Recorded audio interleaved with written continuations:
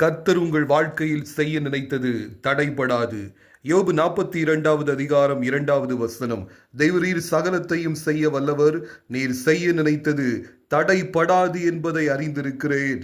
கிறிஸ்துவுக்குள் அன்பானவர்களே, யோபு தன் வாழ்க்கையில் ஆண்டவர் செய்ய நினைத்தது ஒரு போதும் தடைபடாது என்று அறிக்கையிடுகிறார். அவர் அறிக்கையிட்டது போலவே யோபு 42வது அதிகாரம் 12வது வசனத்திலே யோபுவின் முன்னிலைமையை பார்க்கிலும் அவன் பின்னிலைமையை கர்த்தர் ஆசீர்வதித்தார் என்பதாக எழுதப்பட்டிருக்கிறது. இன்றைக்கு ஆண்டவர்களுடைய வாழ்க்கையில செய்ய நினைத்தது ஒருபோதும் தடைபடாது, அதை ஒருவரும் தடுக்கவும் முடியாது. அதே வேளையிலே ஆண்டவர் உங்கள் வாழ்க்கையில செய்ய நினைத்ததை நீங்கள் தடுக்க முடியும் என்பதை மறந்து போக வேண்டாம். ஒரு மனிதன் பாவத்திலே வாழுவானே எனால் அவன் ஆண்டவர் தனக்கென்று வைத்திருக்கிற ஆசீர்வாதத்தையும் திட்டத்தையும் நோக்கத்தையும் தடுத்து விடுகிறான். ஆகையால் நீங்கள் பாவத்திலிருந்து மனம் திரும்பி ஆண்டவருக்கு பிரியமாய் வாழ உங்களை அர்ப்பணியுங்கள்.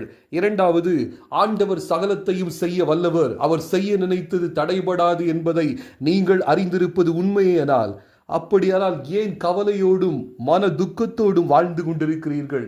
ஆண்டவருடைய அன்பை நினைத்து பார்த்து மனமகிழ்ச்சியோடு வாழுங்கள். கர்த்தருக்குள் மகிழ்ந்து களி கூறுங்கள்.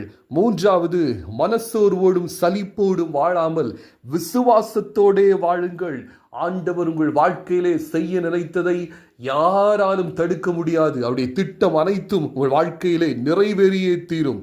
நான்காவது, பிரசங்கி 3வது அதிகாரம் 11வது வசனத்திலே அவர் சகலத்தையும் அதினதின் காலத்திலே நேர்த்தியாய் செய்திருக்கிறார் என்று எழுதப்பட்டிருக்கிறது. அன்பான கர்த்தருடைய பிள்ளைகளே, உடைய வாழ்க்கையிலே ஆண்டவர் சகலத்தையும் அதனதன் காலத்திலே நேர்த்தியாய் செய்வார். ஆகையால் கர்த்தருக்கு காத்திருங்கள். 4 காரியத்தை தியானித்தோம்.